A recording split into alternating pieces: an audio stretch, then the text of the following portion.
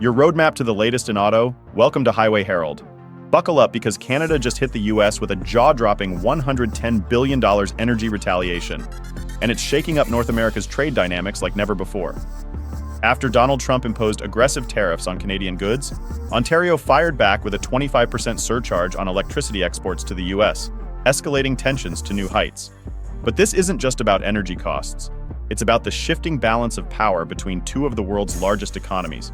And with Mark Carney stepping in as Canada's new Prime Minister, the stakes have never been higher. So, how did we get here? And what happens next? Let's break it down.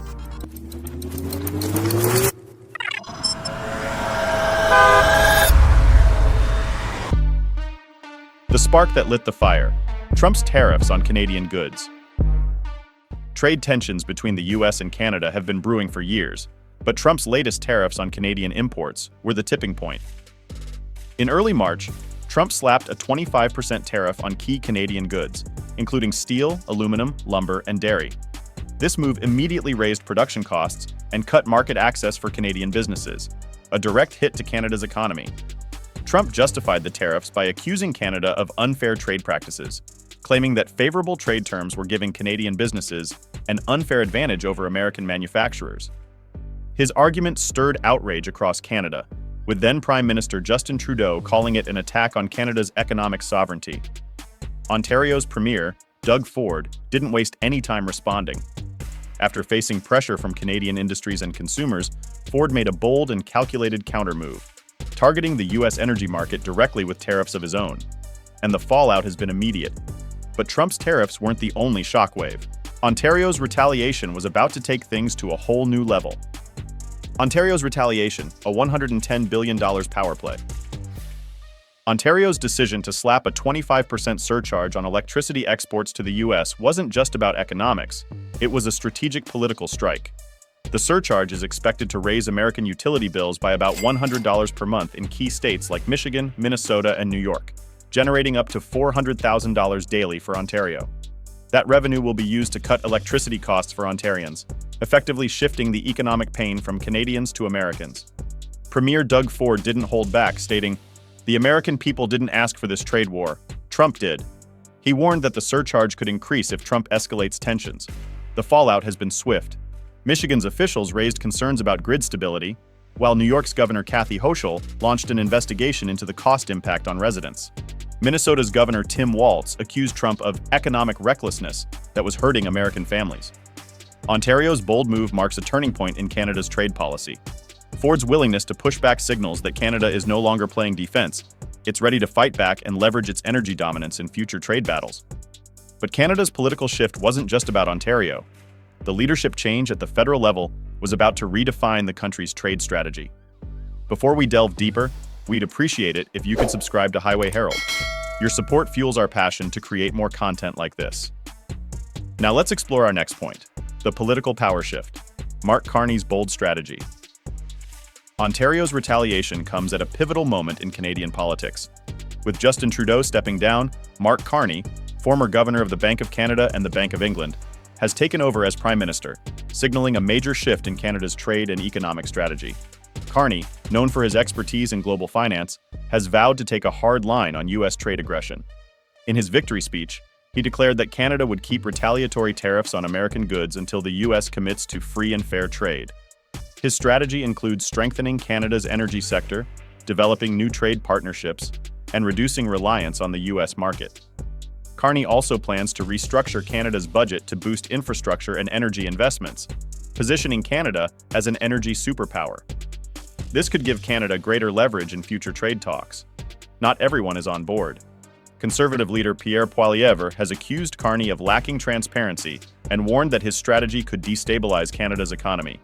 But with strong backing from the Liberal Party and a proven track record in managing financial crises, Carney's leadership signals that Canada is prepared to play hardball in the global trade arena.